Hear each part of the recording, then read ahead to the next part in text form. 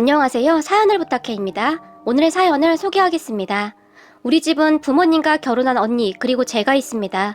형부 부모님은 일찍 세상을 떠나셔서 혼자였어요. 우리 언니와 결혼을 한 형부는 화목한 우리 가족을 보며 정말 좋아했어요. 우리 부모님도 그런 형부를 정말 좋아했고요. 형부는 우리 엄마가 차려주는 밥을 참 좋아했었는데 처음 우리 집에 인사 오던 날 생선을 일일이 발라서 숟가락 위에 올려주던 엄마 모습에 눈물을 펑펑 흘리던 그런 사람이었어요. 그런 형부를 보며 엄마도 눈시울이 붉어졌었는데 아마도 엄마의 사랑을 온전히 받지 못해서 그랬던 것 같았어요. 분가를 하라고 해도 굳이 우리 집에서 살겠다고 구집을 부렸던 형부는 정말 착한 사람이었고 우리 부모님을 형부의 친부모님 대하듯 그렇게 잘했어요. 우리 가족은 정말 완벽했어요. 그리고 언니와 형부는 정말 사이가 좋았는데 세상에 그런 인꼬 부부가 없다고 할 정도였어요. 저는 살면서 TV에서조차도 언니와 형부 같은 부부는 본 적이 없었는데요. 집 앞 편의점에 가더라도 꼭 손을 잡고 갔고 무엇을 하던지 다 같이 할 정도였어요. 오죽했으면 엄마가 왜 화장실도 같이 들어가지 그래? 라며 웃을 정도였으니까요. 한 번은 밤에 가족 모두가 잠을 자고 있었는데 아파? 얼마나? 어디가 아파? 형부의 큰 목소리가 들려왔어요. 형부의 목소리에 다들 놀라서 우리 모두 언니 부부방으로 뛰어들어갔는데 어머님 아파요. 도와주세요. 현미 좀 살려주세요. 형부가 울부짖고 있었어요. 알고 보니 언니가 위경련이 났던 모양인데 형부가 언니를 들쳐업고는 울고불고 아주 영화를 찍고 있더라고요. 우리 모두는 형부가 아픈 줄 알았을 정도였어요. 그렇게 급하게 병원 응급실로 갔는데 응급실에서 형부가 어찌나 큰 소리로 우는지 우리가 다 창피할 정도였어요. 선생님, 제 아내 좀 살려주세요. 제발 좀 살려주세요. 라고 말이죠. 그런 형부를 보며 박서방, 제발 조용히 좀 하게나. 위경련이라잖아. 엄마가 형부의 팔을 꼬집을 정도였어요. 그런 형부를 보며 우리 아빠가 마치 박서방이 현미를 낳은 것 같구만. 저 둘은 전생에 부모와 자식 사이였을 거야. 라고 혀를 내두를 정도였어요. 그런 언니 부부를 우리는 그저 기가 막혀 했지만 둘은 항상 한결같았어요. 그러던 어느 주말 언니와 형부가 나들이를 간다며 집을 나섰는데 그날 아침 언니는 나들이 갈 생각에 제가 얼마 전에 샀던 원피스까지 빌려 입고 나갔어요. 원피스를 입고 거울 앞에서 이리저리 돌아보던 언니가 어때? 나 괜찮아? 좀 작아 보이지 않아? 제게 물었는데 아니야, 정말 예쁘다. 지금 보니 꼭 언니 옷 같네. 그냥 언니가 입어야겠는걸? 제가 웃으며 말을 했어요. 제 말에 언니는 에이, 너무 띄워주지 마 라고 활짝 웃었는데 그때 제 눈앞에 있던 언니는 정말 아름다웠어요. 그런 언니를 보며 아니야, 정말 언니한테 맞춤 옷 같아. 어차피 한 번도 안 입었던 옷인데 언니가 그냥 입으면 되겠다. 진짜? 이거 꽤 비싸다고 했잖아. 그럼 내가 미안한데? 언니가 미안하다는 듯이 말을 했는데 됐어. 조금 있으면 언니 생일인데 이번 생일 선물은 이 원피스로 퉁치자. 정말? 그래도 되겠어? 나는 좋긴 한데. 언니가 다시 미안한 표정으로 말을 했어요. 난 괜찮으니까 오늘 형부랑 좋은 시간 보내고 사진도 많이 찍고 와. 오랜만에 하는 나들이잖아. 제가 언니의 옷 메시를 만져주며 말을 했고 언니는 정말 신이 나서 나갔어요. 그렇게 언니와 형부가 나간 지 몇 시간이나 지났을까요? 엄마 핸드폰으로 전화가 한 통 걸려왔는데 김현미 씨 어머님 되시죠? 어떤 남자가 엄마에게 물었어요. 모르는 전화번호로 전화가 걸려왔고 웬 낯선 남자의 목소리가 들리던 순간 엄마의 눈동자가 심하게 떨리고 있었는데요. 네, 그런데 누구시죠? 엄마가 물었고 경찰입니다. 죄송한데 지금 땡땡 병원으로 오셔야 할 것 같습니다. 남자는 간단 명료하게 대답을 했다는데 그런 남자에게 무슨 일이시죠? 우리 현미에게 무슨 일이라도 생긴 건가요? 그 순간 엄마의 목소리와 손이 심하게 떨리고 있었어요. 그리고 전화를 건 남자가 저기 그게 말이죠. 교통사고가 있었습니다. 따님과 옆에 있던 남자분이 지금 응급실에 있는데 빨리 오셔야 할 것 같습니다. 땡땡 병원입니다. 라고 말을 했고 그 말을 듣던 순간 엄마가 전화기를 놓쳤는데요. 제가 급히 다시 전화기를 받아들고는 여보세요? 뭐라고요? 제가 다시 물었어요. 어머님께 말씀드렸는데 지금 여기 땡땡 병원입니다. 여기로 빨리 좀 오셔야 할 것 같습니다. 지금 응급 상황이라서요. 사고 소식을 전하는 남자도 꽤나 힘들어하는 듯 했어요. 그렇게 저는 주저앉아있던 엄마와 방에 있던 아빠를 모시고 급히 택시를 타고 병원으로 갔어요. 손이 떨려서 도저히 운전을 할 수 있는 상황이 아니었어요. 택시에 탄 엄마는 현미야, 현미야, 이게 무슨 일이야? 현미야, 엄마가 간다. 무사하기만 해다오. 내 딸 현미야. 울다가 몇 번을 쓰러졌는지 모르겠네요. 그렇게 우리는 얼마 후 병원에 도착을 했는데 병원 응급실 앞은 의사와 환자 가족들이 뒤엉켜 있었고 그리고 여기저기에서 울음소리가 들려왔어요. 언니와 형부만 사고가 난 것이 아니라 몇 중 추돌사고라고 했는데 자세히 기억이 나진 않습니다. 너무나 끔찍한 기억이었거든요. 그렇게 응급실 앞에 서 있었는데 잠시 후에 병원 침대 위에 누워있는 언니가 보였어요. 그토록 아름답게 준비를 해서 나갔던 우리 언니의 모습은 처참했는데요. 차마 똑바로 쳐다볼 수가 없을 정도였어요. 그리고 그 옆에 누워있던 형부도 심각했던 건 마찬가지였는데 우리는 그런 둘을 두 눈으로 확인하고도 도저히 믿을 수가 없었습니다. 불과 몇 시간 만에 사람이 어떻게 그렇게 될 수가 있단 말입니까? 그때의 심정은 그 어떤 말로도 표현할 수가 없을 정도였어요. 그런 언니와 형부를 보던 엄마는 그 자리에서 기절해버리셨고 아빠도 넋이 나가버린 듯 휘청휘청 거리고 계셨어요. 그러다가 아빠가 바닥에 그대로 주저앉아 버리셨는데 의사와 간호사가 그런 엄마 아빠를 급히 침대에 눕히는 듯 했어요. 하지만 저도 너무나 충격을 받았던지라 몸을 움직일 수가 없었는데요. 간호사가 저를 보며 보호자분 괜찮으세요? 라고 묻는 소리가 들렸지만 몸을 움직일 수도 대답을 할 수도 없었어요. 저에게는 하나밖에 없는 너무나도 착한 언니였어요. 저에게 항상 양보만 하던 우리 언니였는데 아침에 제가 준 원피스를 입고 그저 신나서 나가던 언니였는데 도대체 왜 우리 언니에게 이런 일이 생겼는지 이해를 할 수도 없었고 저는 그저 신이 원망스러울 뿐이었습니다. 그렇게 혼이 반쯤 나가있던 제게 보호자분, 부모님도 많이 놀라셨는데 따님이라도 정신 바짝 차리셔야죠. 간호사 한 분이 제 손을 잡아줬는데 그때서야 제 눈에서 눈물이 비오듯이 쏟아져 나왔어요. 저기 오늘 밤이 고비인데 아무래도 마음의 준비를 하시는 것이 좋을 것 같습니다. 의사가 말을 했는데 의사는 아무런 감정도 표정도 없어 보였어요. 제가 질문할 시간도 주지 않고 의사는 바로 다른 환자에게 가버렸어요. 의사는 정말 냉정했고 마치 아무런 감정도 없는 사람 같았어요. 그리고 언니는 그날 제가 줬던 원피스 한 벌만 고스란히 남긴 채 우리에게 작별 인사도 없이 그날 밤 정말 거짓말같이 세상을 떠났어요. 다만 형부만이 며칠 만에 눈을 떴는데 형부 입에서 나온 첫 마디는 현미야! 현미야! 였습니다. 참 안타까웠던 것은 형부는 언니의 장례식조차도 참석하지 못했습니다. 우리가 장례식을 치르던 그 순간까지도 형부는 의식이 없던 상황이었으니까요. 그렇게 형부는 눈을 뜨자마자 언니를 애타게 불렀는데 다리에 깁스를 한 상태였는데 발버둥을 치다가 침대에서 떨어지기도 했어요. 그 바람에 링겔도 다 뽑아버리며 처제, 우리 현미 어딨어? 현미 괜찮은 거지? 형부는 마치 미친 사람 마냥 언니의 이름을 불러댔어요. 언니의 장례식이 끝난 다음 엄마 아빠도 병원에 입원해 있던 상황이라 제가 형부의 병실을 지켰거든요. 사실 그때쯤 저도 쓰러지기 직전이었지만 이를 악물고 버틸 수밖에 없었어요. 형부에게는 우리 가족밖에 없었으니 별다른 방법이 없었어요. 형부는 계속해서 소리를 질러댔고 결국 의사가 와서 진정제를 투여하고 나서야 잠이 들곤 했어요. 그러다 잠에서 깬 형부가 다시 소리를 지르며 언니를 찾았는데 그런 형부를 보며 형부, 이제 언니는 없어요. 형부가 그렇게 누워있는 동안 언니가... 제가 차마 말을 잇지 못했는데요. 거짓말 하지 마, 처제. 나한테 왜 그러는 거야? 현미 어딨어? 나 현미한테 데려가줘. 제발 이렇게 부탁할게. 제발 부탁이야. 나도 현미 따라갈 거야. 형부는 그렇게 며칠을 울부짖어댔어요. 그런 형부를 보며 형부, 정신 똑바로 차리세요. 지금 우리가 의지할 사람은 형부밖에 없어요. 엄마 아빠도 지금 충격으로 밥도 못 넘기고 있다고요.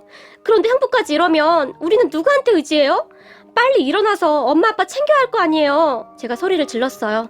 제 말에 형부가 조용해졌는데요. 형부는 홀로 이불을 뒤집어 쓰고 울음을 삼키는 듯 했어요. 그런 형부를 진료하던 한 의사가 저기 환자분이 충격이 너무 큰 것 같은데 정신과 치료를 받으시는 게 좋을 것 같습니다. 환자분의 상태가 많이 심각해 보입니다. 가족분들과 상의해 보시죠. 라며 심각한 표정으로 말을 했어요. 저는 그런 형부가 정말 걱정이 될 수밖에 없었는데요. 어느 날 엄마에게 엄마, 우리 형부 어떡해. 눈에 초점이 없어. 의사 말이 정신과 치료를 알아보라고 하는데 어떡해? 엄마 아빠도 이렇게 누워만 계시고 형부도 저러고 있고 나도 어떻게 할지 모르겠어. 그동안 혼자 견뎌내고 있었던 제 눈에서도 눈물이 쏟아져 나왔는데요. 아무 걱정 없이 행복하던 우리 가족에게 왜 이런 일이 생겼는지 만약 신이 있다면 따지러 가고 싶은 심정이었어요. 그런 제 말을 듣던 엄마의 표정이 심각해졌는데요. 엄마는 아무런 말도 없이 핸드폰 사진첩 속에 언니와 형부가 활짝 웃고 있는 모습만을 그저 멍이 바라보고만 있었어요. 그런데 정말 이상했던 것이 있었는데요. 얼마 뒤 엄마 아빠가 퇴원을 했음에도 불구하고 엄마는 형부의 병실에 단 한 번도 들르지 않았어요. 그런 엄마에게 엄마, 형부도 지금 많이 힘든데 엄마가 가봐야 하는 거 아니야? 제가 어렵게 말을 꺼냈는데 힘들어? 누가 힘들어? 왜 살아도 불만이라니? 네 형부는 그래도 살았잖아. 근데 뭐가 불만이래? 엄마가 소리를 질렀는데 엄마의 눈에는 도끼가 가득해 보였어요. 엄마 왜 그래? 사고였잖아. 형부도 지금 많이 힘들어해. 그래 사고였지. 근데 왜 내 딸만 그렇게 됐냐고 도대체 왜? 엄마가 다시 고함을 질러댔어요. 알았어 엄마. 그만해. 흥분하지 마. 제가 그런 엄마를 가만히 안아주었고 엄마는 제 품에서 다시 폭풍 눈물을 흘리며 현미야. 내 딸 현미야. 이 엄마는 어떻게 살라고 네가 이럴 수가 있는 거냐. 이 무심한 거사. 엄마가 목 놓아 우셨어요. 그렇게 아빠만이 형부의 병원에 몇 번 왔다 가셨는데 그런 아빠를 보며 우리 딸 그렇게 만든 인간한테 가긴 왜 가? 당신이 그러고도 아빠야? 엄마가 소리를 질러댔고 여보 제발 좀 이게 어떻게 박서방 잘못이야. 혼자 깨어난 박서방 심정은 어떻겠어. 아빠가 엄마를 달랬지만 웃기고 있네. 그래도 걔는 살았잖아. 심정? 심정이 어떻긴 뭘 어때? 웃기는 소리 하지도 마. 엄마가 주저앉아 눈물을 흘리셨어요. 그렇게 엄마는 언니가 세상을 떠난 것이 다 형부 탓이라고 몰아붙였고 단 한 번도 병문안을 가지 않았어요. 얼마 후 형부가 태어나고 집으로 돌아왔지만 이제 우리 현미도 없고 그만 짐 싸서 나가게. 엄마가 형부를 노려보며 말을 했어요. 장모님 저 그냥 여기서 살겠습니다. 제가 갈 곳이 어디 있어요. 제발 부탁드릴게요. 형부가 눈물까지 흘리며 말을 했지만 자네는 끝까지 이기적이구만. 자네 얼굴 보면 우리 현미가 떠오를 텐데 자네는 어떻게 끝까지 그렇게 자네 생각만 하는 건가? 우리 현미도 없는데 자네와 우리는 이제 아무 사이도 아니네. 그러니 그만 나가게. 엄마가 형부를 노려보며 말을 했어요. 어머님 잘못했습니다. 다 제 잘못입니다. 그런데 제발 저 여기 있게 해주세요. 이렇게 부탁드릴게요. 그 순간 형부가 무릎을 꿇었는데요. 형부 다리 아직 다 나은 거 아니에요. 빨리 일어나요. 제가 급히 형부를 일으켜 세웠지만 냅둬. 우리 딸은 그렇게 됐는데 그깟 다리 좀 아픈 게 뭐가 그렇게 대수야? 왜 불쌍한 우리 딸만 그렇게 됐냔 말이야. 엄마가 다시 주저앉아 땅을 치며 눈물을 쏟았어요. 그 모습에 우리 가족 모두 눈물만 흘리고 있었는데요. 잠시 후에 당장 나가거라. 나는 네 얼굴을 1분 1초도 보고 싶지 않다. 그러니 앞으로 우리 앞에 얼굴도 보이지 마. 엄마가 다시 소리를 질렀어요. 그렇게 형부는 쫓겨나다시피 집을 나갔고 엄마는 독하리만큼 형부에게 모진 소리를 했어요. 그런 엄마를 보며 여보 아직 몸도 성취하는 사람한테 너무하는구려. 너무 그러지 맙시다. 하늘에서 우리 현미가 울겠구려. 아빠가 말렸지만 나한테 아무 말도 하지 마요. 나는 내 눈에 넣어도 아프지 않을 딸을 먼저 보냈어요. 나한테 아무 말도 하지 마요. 엄마가 아빠를 노려봤어요. 엄마의 상태는 정말 심각해 보였는데 그런 엄마를 비난할 수도 없는 노릇이었어요. 하루아침에 딸을 보낸 엄마의 심정을 그 누가 이해할 수 있겠습니까? 형부는 그렇게 우리 집에 발도 들여놓지 못했는데요. 어느 날 형부에게 전화가 걸려왔고 밖에서 형부를 만났어요. 그 사람 보험금 말이야. 입금되면 처제 통장으로 보낼게. 처제가 나중에 장인 장모님께 드려. 지금은 말도 꺼내지 말고. 네? 그걸 왜 저희한테 주세요? 형부가 받는 게 맞는 거잖아요. 제가 놀라서 물었지만 전에 그 사람이 친구 부탁으로 생명보험을 가입할 때 나한테 빈소리로 혹시 자기가 잘못되면 보험금 중 일부를 장인 장모님께 드릴 수 있냐고 물어봤었는데 그때는 내가 괜한 소리 하지 말라고 막 화를 냈었는데 형부가 차마 말을 잇지 못한 채 눈물을 흘렸어요. 그런 형부의 말에 제가 놀란 채 네? 그게 무슨 말이에요? 그러게 나도 뭐가 뭔지 모르겠다. 아무튼 나는 보험금 필요도 없어. 그 사람 그렇게 되었는데 이 돈으로 내가 어떻게 살겠어? 나중에 장인 장모님께 드려. 장인 장모님께 내가 해드릴 수 있는 게 이거밖에 없으니까. 형부가 괴로운 듯 머리를 감싸 안으며 말을 했어요. 제가 계속 거절을 했지만 처제 나 지금 그 사람 따라가고 싶은 심정인데 장인 장모님과 처제 때문에 버티고 있는 거야. 그러니까 제발 내 부탁 좀 들어줘. 부탁이야. 형부가 갑자기 큰 소리로 울음을 터뜨렸어요. 그런 형부를 보며 결국 저는 알았다고 하고 집에 돌아왔는데 얼마 뒤에 부모님께 그 사실을 말할 수밖에 없었어요. 저 혼자 결정할 일은 아니었거든요. 왜냐하면 보험금의 액수가 꽤 컸거든요. 다른 집들은 이런 일이 일어난다면 서로 가져가려고 난리라고 하던데 제 말을 들은 우리 부모님은 노발대발 하셨고 그 인간한테 당장 전화해. 엄마가 소리를 질렀어요. 그 모습에 제가 엄마 진정 좀 해. 내가 다시 보험금 형부한테 갖다 줄게. 제발. 의사가 엄마 흥분하면 안 된다고 했단 말이야. 제발 엄마. 제가 애원을 했지만 당장 전화해. 엄마가 계속해서 호통을 쳤어요. 그렇게 형부에게 전화를 했고 너 당장 집으로 와. 잔뜩 화가 난 엄마가 형부에게 소리를 질렀어요. 그리고 얼마 후 형부가 놀라서 달려왔는데요. 너 내 말이 우스워? 나보고 우리 딸 뭘 받으라고? 보험금을 받으라고?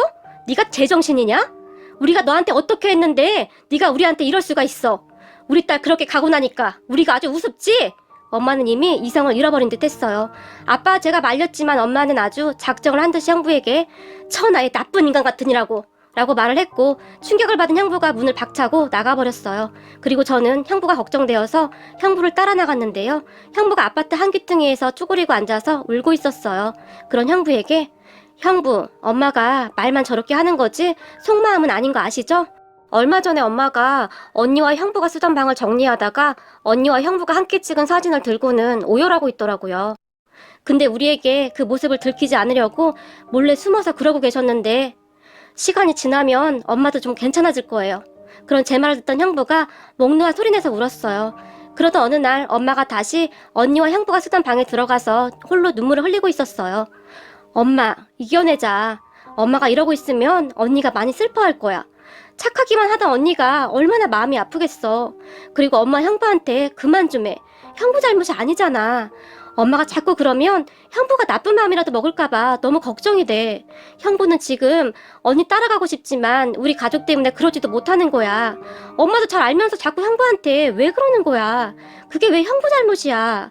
제가 엄마의 손을 꼭 잡으면서 말을 했고 이 애미가 왜 모르겠냐. 그게 어떻게 박서방 잘못이겠냐. 내가 왜 모르겠어 이거사. 엄마가 눈물 흘리며 말을 했어요. 알면서 도대체 왜 그러는 거야. 제가 엄마에게 다시 물었는데요. 그런데 어쩌겠니. 산 사람은 살아야 한다고 이대로 뒀다가는 죽도 밥도 안 되겠는걸. 이 미련 곰탱이가 보험금까지 다 가지고 온 거 봐라. 미련해도 어쩌면 그렇게 미련할 수가 있는지. 하는 짓이 네 언니랑 아주 똑같아. 박서방도 내 자식인데 애미가 자식 잘못되는 걸 어찌 보고만 있겠냐. 빨리 정을 끊어내야 박서방도 다시 살아가지. 그렇게 사이가 좋던 애들이었는데 그대로 뒀다가는 평생을 떠난 현미 그림자만 쫓아다니다가 갈 사람이야.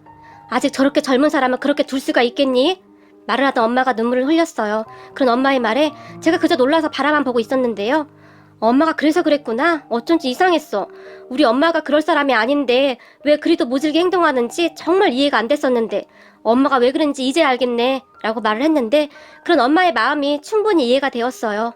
형부는 회사도 나가지 않고 있었고 거의 폐인처럼 살고 있었거든요. 엄마의 말을 다 듣고 얼마 뒤 제가 형부를 찾아갔어요. 형부, 그동안 엄마가 형부 미워서 그런 게 아니었어요. 혹시나 형부가 언니 그림자에서 못 태어나올까봐 걱정이 돼서 그런 거예요. 형부가 이러고 있으니까 엄마가 더 그런 거예요. 얼른 정신 차리고 회사도 나가고 멀쩡한 모습 보여줘야 엄마도 마음 편해지죠. 제발 다시 예전으로 돌아가서 언니의 빈자리를 채워주세요. 제발요. 제 말에 형부가 흐느꼈어요. 그렇게 며칠이 지났을까요? 형부는 다시 집으로 들어왔는데 엄마를 보자마자 어머님, 저 된장찌개 먹고 싶어요. 배가 너무 고파요. 형부가 정말 아무렇지도 않게 말을 했어요. 그런 형부를 보며 내가 우리 집에 절대 오지 말라고 한 거 잊었어? 엄마가 형부에게 화를 냈지만 어머님, 다 모르겠고 저는 그저 살려고 왔어요. 살고 싶어요. 살아야 한다고 생각하니 제일 먼저 배가 고파졌어요. 배고파요. 밥 주세요. 형부가 말을 했는데 그런 형부의 말에 엄마가 아무 말도 없이 주방으로 가서 된장찌개를 끓이고 생선을 굽기 시작했는데요. 음식을 다 준비한 엄마가 뭐해? 배고프다며. 밥 먹자. 앉아. 라며 엄마가 식탁에 앉았고 그리고 곧 형부가 식탁에 앉았는데요. 엄마가 생선에 가시를 발라서는 형부의 숟가락 위에 올려주며 천천히 먹어. 체할라. 라는 말을 했는데 형부의 눈에서 눈물이 뚝뚝 떨어졌어요. 그 뒤 형부는 아예 우리 집에 눌러 앉았고 얼마 뒤에는 회사도 다시 나가기 시작했어요. 회사에서도 형부의 상황을 잘 알고 있어서 병가로 처리를 해주었던 부분이었고요. 그렇게 형부는 조금씩 이겨내려고 노력했고 우리 부모님도 시간이 지남에 따라 조금씩 이겨내고 있었어요. 아마도 우리 가족은 그렇게 서로에게 의지를 하고 있었던 것 같아요. 하지만 엄마는 여전히 저 젊은 것을 평생 끼고 살 수도 없는 노릇이고 내가 눈 감기 전에 장가는 보내고 가야 할 텐데 라는 말을 중얼거렸는데 형부는 그런 엄마의 마음을 아는지 모르는지 나는 평생 어머님 된장찌개나 먹고 살아야겠다. 이 정도 된장찌개 끓일 줄 아는 여자 아니면 나는 평생 혼자 살 거야. 근데 아마 세상에 없을걸? 형부가 큰 소리로 말을 했어요. 그런 형부의 말에 니들 각자 짝 만나서 빨리 결혼해서 나가. 니들 때문에 우리가 쉬지를 못해. 우리도 좀 편하게 살아보자. 엄마가 핀잔을 줬지만 형부는 들은 척도 하지 않았어요. 하지만 시간이 지나면 형부에게도 좋은 사람이 나타나겠지요. 우리 가족은 그때까지 형부를 그냥 기다려주기로 했어요. 오늘따라 하늘나라로 가버린 언니가 너무 그립네요. 오늘의 사연은 여기까지였습니다. 즐겁게 보셨다면 구독, 좋아요 부탁드립니다. 고맙습니다.